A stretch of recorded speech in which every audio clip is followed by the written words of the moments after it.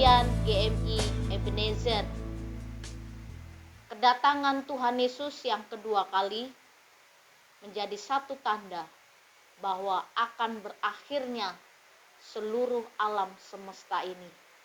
Semua akan lenyap dan semua orang yang hidup akan menghadap tahta pengadilan Tuhan. Siap tidak siap, mau tidak mau, Dia akan mengadili kita dan semua perbuatan kita akan terekam dalam buku kehidupan. Mari kita berdoa sebelum mendengarkan firman Tuhan pada pagi hari ini. Bapa di sorga, terima kasih untuk hari baru yang Kau percayakan untuk kami nikmati, sehingga pada pagi hari ini kami boleh bangun dalam keadaan sehat dan sukacita. Terima kasih untuk kesempatan yang Kau beri untuk kami terus merasakan kasih Tuhan. Kami mau membaca dan merenungkan firman-Mu pagi ini, biarlah firman-Mu ini menjadi kekuatan untuk kami terus berpengharapan kepada Tuhan. Di dalam dan demi Yesus Kristus kami berdoa dan mengucap syukur. Amin. Pagi ini kita akan bersama-sama merenungkan satu tema firman Tuhan. Bertobatlah dan baliklah kepada Bapa. Kehidupan kita merupakan satu kesempatan untuk kita melakukan hal-hal yang baik.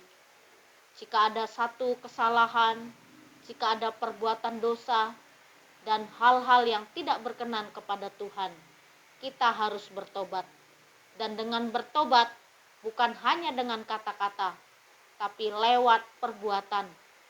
Kita buktikan pertobatan kita melalui kehidupan yang lebih baik. Kesempatan bertobat selalu ada ketika kita masih hidup. Dan ketika kita masih menikmati hidup yang Tuhan anugerahkan, kita masih bisa diberi kesempatan untuk bertobat. Jadi, bertobatlah ketika kita mendengar kebenaran. Berbaliklah kepada kebenaran dan berbaliklah kepada Tuhan. Dalam Wahyu pasal yang kedua, ayat yang kelima, demikian bunyi firman Tuhan. Sebab itu ingatlah betapa dalamnya engkau telah jatuh. Bertobatlah dan lakukanlah lagi apa yang semula engkau lakukan.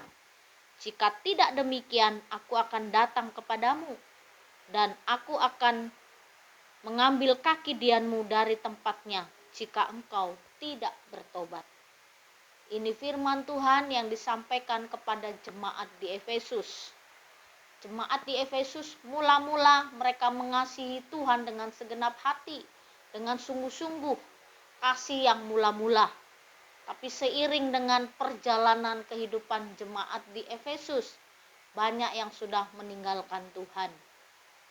Nah, firman ini mengingatkan kepada seluruh jemaat Efesus supaya kembali kepada kasih yang mula-mula.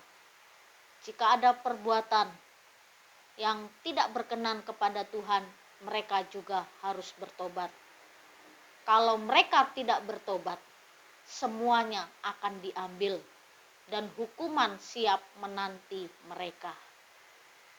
Pertobatan adalah awal dari pemulihan.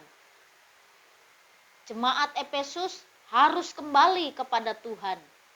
Kasih yang mula-mula, kasih yang mereka tunjukkan, bagaimana mereka mengasihi Tuhan, bagaimana mereka mencintai Tuhan, dan iman percaya mereka yang mula-mula, bagaimana sungguh-sungguh mereka mengalami perubahan hidup. Dan Tuhan menginginkan jemaat di Efesus untuk kembali kepada kasih yang mula-mula. Jika mereka tidak kembali kepada kasih yang mula-mula, maka mereka akan memperoleh hukuman yang lebih berat. Bapak, Ibu, serta saudara-saudari, Tuhan menerima kita ketika kita mau bertobat. Dan pertobatan itu bukan hanya sekali. Ketika kita berjalan ke arah yang salah, harus kembali ke jalan yang benar. Ketika kita punya pemikiran yang salah, harus kembali ke pemikiran yang benar. Ketika di hati kita menyimpan sesuatu yang tidak benar, kita harus hilangkan dan kembali kepada Tuhan. Simpanlah sesuatu yang baik di hatimu. Jika ada pikiran-pikiran yang tidak benar, harus kita tinggalkan dan kita kembali kepada pikiran-pikiran yang benar. Tuhan menanti kita dalam pertobatan. Pertobatan bukan hanya sekedar kata, tapi pertobatan sesuai dengan perbuatan. Orang yang bertobat adalah orang yang mau memperbaiki diri. Dan ini satu kesempatan kepada kita. Ketika kita mau memperbaiki diri, pasti ada jalan keluar dalam setiap kehidupan kita. Tuhan menginginkan kita seperti jemaat yang mula-mula, bagaimana kita mengasihi Tuhan dengan sungguh-sungguh, bagaimana kita memiliki iman yang kuat di dalam Tuhan. Dan Tuhan menginginkan kita menjadi orang-orang Kristen yang tetap beriman, tetap mengasihi, dan tetap percaya kepada Tuhan. Badai kehidupan akan datang, tapi satu hal yang membuat kita mampu menghadapinya, karena kita tetap percaya kepada Tuhan.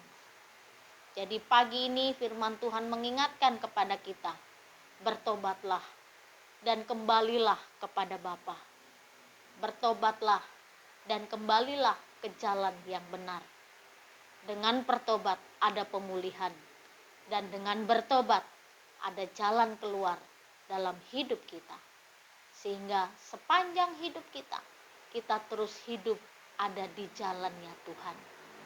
Biarlah kasih dan anugerah Tuhan memampukan kita untuk kita terus mengalami pertobatan dan kembali kepada Bapa.